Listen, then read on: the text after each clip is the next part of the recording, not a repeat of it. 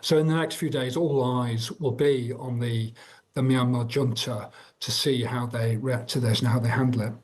Let's bring you the latest then on a story that's been developing through the course of this morning. A strong 7.7 magnitude earthquake has hit central Myanmar, and 12 minutes after that, another one struck at a magnitude of 6.4. The US Geological Survey has issued a red alert for deaths and damage, saying thousands of deaths are likely.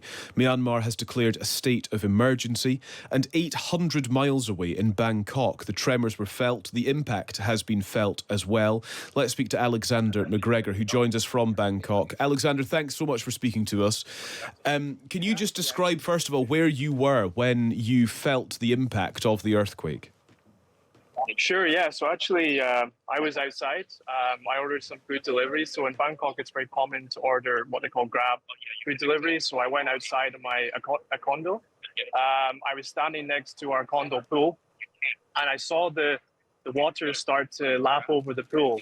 And I thought actually they were just trying to clean the pool, and there was like a pump under the pool. But then I looked up to the condo next door, and I saw the condo next door's pool basically come over the side of the building. So at that point, I knew it was an earthquake. Wow. I don't know if you've ever experienced an earthquake before, so forgive this question, but how strong did it feel? Did it feel quite disorientating to you? It did actually. So at first, I kind of thought maybe I was fainting. Like it's a weird sensation. So you feel like the blood is running into your head.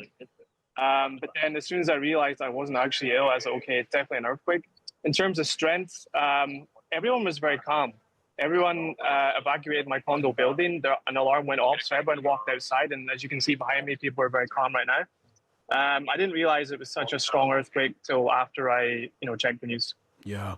In terms of the impact that you've seen, I mean, I can see behind you that there's people outside working on laptops, etc. It looks fairly calm behind you. Is that fair to say? It's fair to say this part of Bangkok I'm in is the eastern side of Bangkok, so it's fairly new and modern. A lot of the buildings here are obviously fairly new. But obviously in the western part of the city, I've seen videos of more damage and certain buildings, severe damage. So yeah, this part of Bangkok's been pretty calm. Yeah. Do you then have to consider what the rest of the day looks like? Are you getting information? For example, there was confusion initially about whether a state of emergency had been declared in Bangkok. It sounds as though it hasn't at this point, but I just wonder if the impact will be felt in the city through the day. Yeah, I mean, I have to say, everyone was extremely calm here. In my apartment building, when I went onto the street to come to this coffee shop here, everyone in the street was extremely calm. Everyone was waiting outside their condos. Obviously, basically all the shops and all the malls were closed.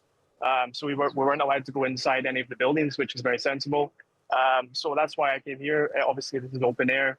And I guess for the rest of the day now, obviously there's Aftershocks. So people are just going to chill the rest of the afternoon.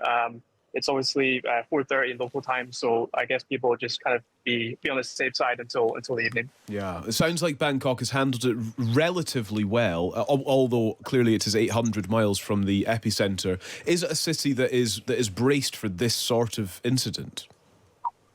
I've been here 6 months, so it's hard for me to judge, but Sure. The Bangkok people and Thai people are extremely calm, extremely friendly, extremely nice. So there's definitely no panic here. And I think that's obviously part due to the nature of the people of Thailand. So I have to give a lot of credit to them. Alexander, we're very grateful for you speaking to us. Thank you very much. Thanks for taking the time. All right. Take care. All the best. Bye. Thank you. That's Alexander McGregor speaking to us from Bangkok, who I think it's fair to say actually has filmed what has become a slightly defining video of the earthquake and how it's felt in Bangkok this morning. He captured one of the pools in one of the high-rises in Bangkok overflowing. And just in terms of the impact there, it's reported by Reuters at least one person has been killed. Dozens have been rescued from under the rubble of a collapsed skyscraper, which initial reports, and I think these are accurate, suggested it was under construction at the time that it actually collapsed. Several high-rise buildings have been damaged there. And I do think actually it's worth making the point that you made earlier, Chloe, about the difficulties we have in getting information from Myanmar. So that is where the epicenter is in Myanmar. A lot of our reporting has been from Bangkok because it's very difficult to get information from Myanmar, where the government controls access to information. It's a military junta. It's a coup back in 2021, so it's very difficult to get any information out. So local radio, TV, print, online, online, all restricted, all difficult. So we will continue to persevere and try to get first-hand information from Myanmar. But so far, that is what we can tell you. So just explain to us, what facts do we have right now about what happened in Myanmar and then, of course, those tremors afterwards in Thailand? Well, about 1:20 p.m. local time in Thailand, a 7.7 magnitude earthquake took place I think it was about 10 miles under the ground, very close to the cities of Mandalay and Sagaing. Mandalay is a big city. It's one of Myanmar's biggest cities on a big flat plain. It's not a city built to withstand this kind of thing. I mean, I live in Tokyo in Japan, where there are earthquakes all the time, and the buildings are built to withstand them, and they do. But Myanmar is a poor country. It's a military dictatorship. It's corrupt. People are, struggle there, and it must have caused a lot of damage. And we're starting to see that now in reports coming out about a mosque collapsing, about people being trapped in other collapsed buildings. The place we're hearing a lot more from, and I know that you've been interviewing people there, is Bangkok. Now, Bangkok, there's this spectacular film of a skyscraper under construction just collapsing in a few seconds. And Bangkok, to give you an idea, is about 640 miles away from the epicenter of this earthquake. So if it's an earthquake that can bring down buildings in Bangkok, I think you can imagine the far greater intensity and potentially the damage and loss of life at the spot where it happened in Myanmar. Absolutely. And I mean, the challenge as well is, as you point out, it's a military dictatorship in Myanmar, difficult to get information out. But I guess what really proves the gravity of the situation is that military dictatorship has now made a rare request for international aid.